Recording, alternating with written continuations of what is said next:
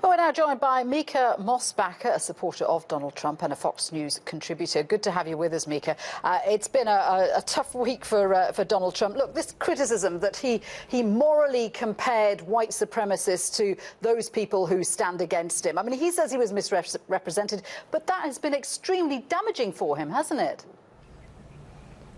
Absolutely not. First of all, CNN reported that there were absolutely no members in the party leadership that were defending him. I've been defending him since Saturday.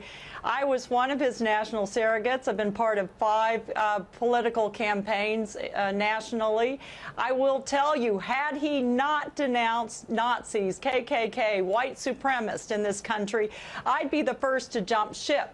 But he did denounce these hate groups, and these hate groups have been part of the United States since the beginning of our democracy. Come on, Mica. He also compared them to what he called the alt-left. He has had to disband the Manufacturing Council, the Strategy and Policy Forum, because he lost the support of CEOs on this very issue. Republicans have said that he should have been more condemning of white supremacist groups, including 2 Republican past presidents. He, again, denounced all hate groups in this country. His point has been misconstrued. He was talking about violence versus peaceful protesting. And as Martin Luther King once said, violence does not beget violence. You don't drive hate out with hate. His point was that one side, whether they were vile and despicable, which I agree they were, they make me sick what they said, but the fact is that they did have a permit. We are not a totalitarian government in the United States. You have a right to peacefully assemble, and 2 wrongs don't make a right. And his point was that there was violence among the counter protesters as well. Some came armed. That is not right, and as sadly we have collateral damage. We lost a young woman's life in this process, and that's what the president was denouncing. But in this war of perception, he is perceived to have come down on the wrong side of the line. People are saying that, you know, he had a scripted response on Monday. He then gave a more off-the-cuff response on Tuesday at Trump Tower. And people are saying that's where we saw the real Donald Trump, the one who refuses to come out and totally denounce white supremacists and white nationalists.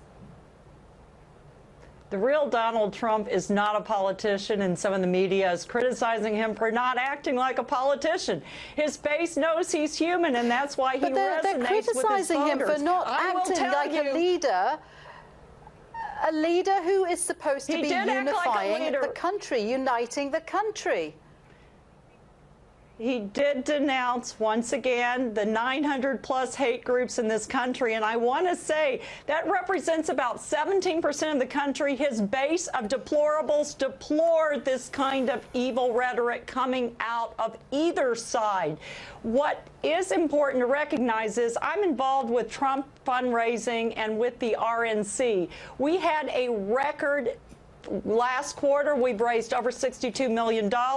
I don't care about polls. Money is the mother's milk of politics. We're continuing to fundraise, and that tells me the base is still supporting Donald Trump. They elected him because he's not a politician, and he is real, and he's human.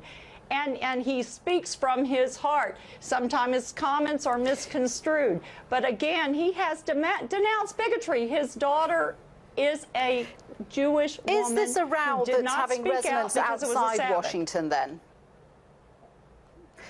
Pardon me? You know, yes, we're looking at it from the outside. We're looking at this row from the outside in the UK. Is it a row that's resonating across the country, or is this something that is just gathering steam and gathering momentum in Washington?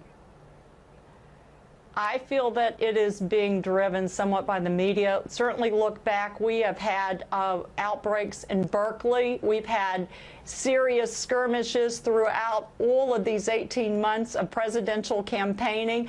I'm old enough, unfortunately, to remember the 60s and the civil rights movement and Martin Luther King, who really did inspire me with so many of his words. You know, this is nothing new in this country. It's been simmering beneath the surface for quite some time. Unfortunately, we need to look at our laws and try to have some civil discourse and peaceful gatherings and stop stop some of this violence in this country.